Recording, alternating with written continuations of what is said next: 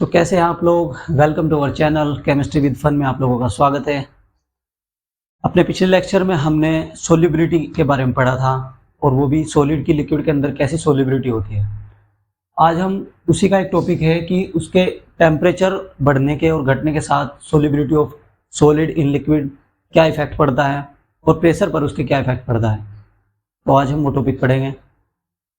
I think पिछले lecture आपको अच्छे से समझ आया हो, तो चलते हैं अपने इस टॉपिक पर। Effect of temperature generally significant effect पड़ता है कोई भी सॉलिड जब किसी लिक्विड के अंदर घुलता है। तो आज हम वो पढ़ेंगे इफेक्ट ऑफ टेम्परेचर। ये बेस्ड एक ली चैटलियर प्रिंसिपल, एक ली चैटलियर साइंटिस्ट थे, उन्होंने एक प्रिंसिपल दिया था कि in saturated solution the dissolution process is endothermic, dissolubility should increase with rising temperature.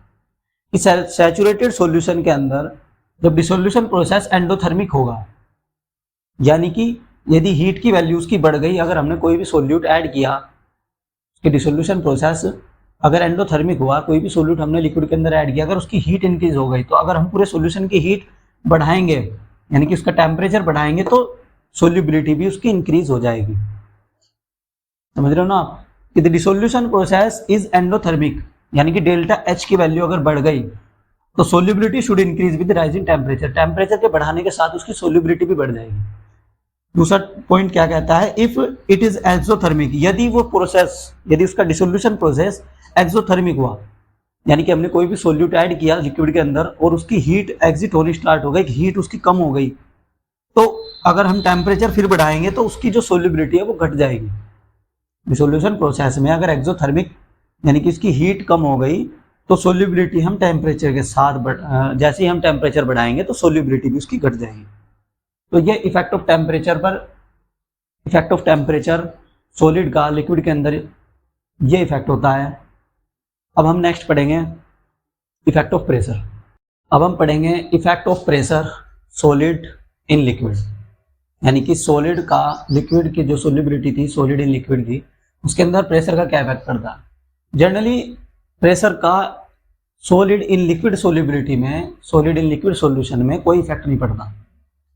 Pressure does not effect on solubility of a solid in liquid, it is so because solid and liquid are highly incompressible, क्योंकि solid और liquid incompressible होते हैं। और pressure क्या होता है, pressure किसी चीज को दबाना प्रेशर होता है, लेकिन इस केस में हम प्रेशर अप्लाई नहीं करते। तो इफेक्ट ऑफ प्रेशर इस पर इतना खास नहीं पड़ता। हमने टेम्परेचर पढ़ लिया। अब हम नेक्स्ट टॉपिक अपना पढ़ेंगे solubility of gas in liquid, यानी कि गैस की लिक्विड के अंदर सोल्यूबिलिटी कैसे होती है। नेक्स्ट टॉपिक अब हम पढ़ेंगे solubility of gas in a liquid, यानी कि गैस की सोल्यूबिलिटी लिक्विड के अंदर। तो कुछ गैस लिक्विड के अंदर डिजोल्व हो जाती है और कुछ गैस डिजोल्व नहीं हो पाती है।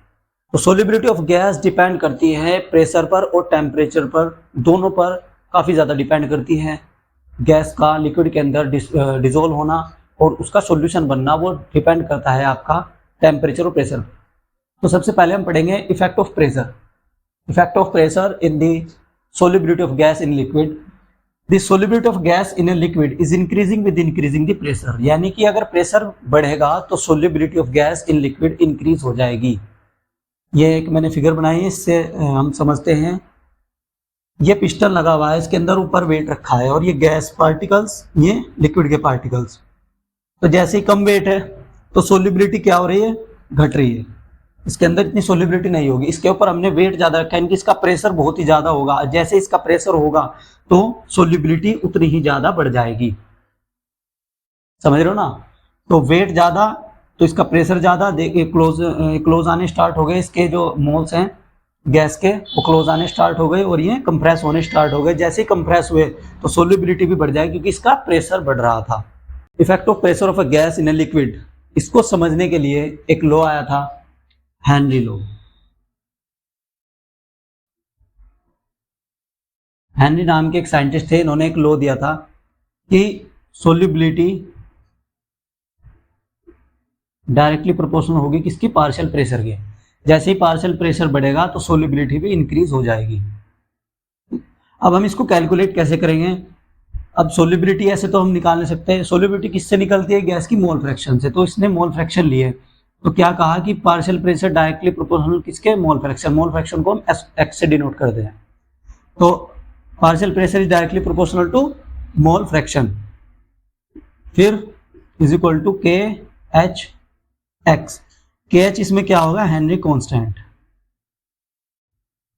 ये थी हेनरी लॉ की इक्वेशन कि partial pressure directly proportional to its mole fraction और सोल्यूबिलिटी। अगर हम इसका ग्राफ ड्रॉ करने लगे तो ये प्रेशर और ये mole fraction is directly proportional, ये इसका ग्राफ होगा। ये पेपर में बहुत बार पूछा जाता है कि पार्शियल प्रेशर और मोल फ्रैक्शन के बीच में ग्राफ ड्रॉ करिए, तो that is important law, Henry law. आगे इसमें राउल्ट्स लॉ पढ़ेंगे हम, तो वो भी बहुत ही इम्पोर्टेंट है। हर साल इसके आने के बहुत चांस रहते हैं। अब हम अपने नेक्स्ट टॉपिक पर चलते हैं, the effect of temperature on the solubility of gas in a liquid.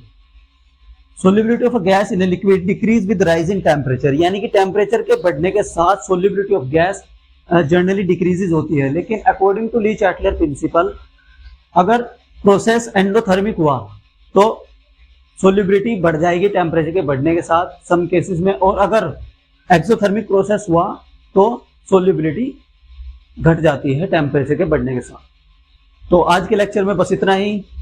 Next topic solubility of liquid in liquid हम नेक्स्ट लेक्चर में पढ़ेंगे। वीडियो को लाइक करें, शेयर करें और चैनल को सब्सक्राइब करें। जय हिंद, जय भारत।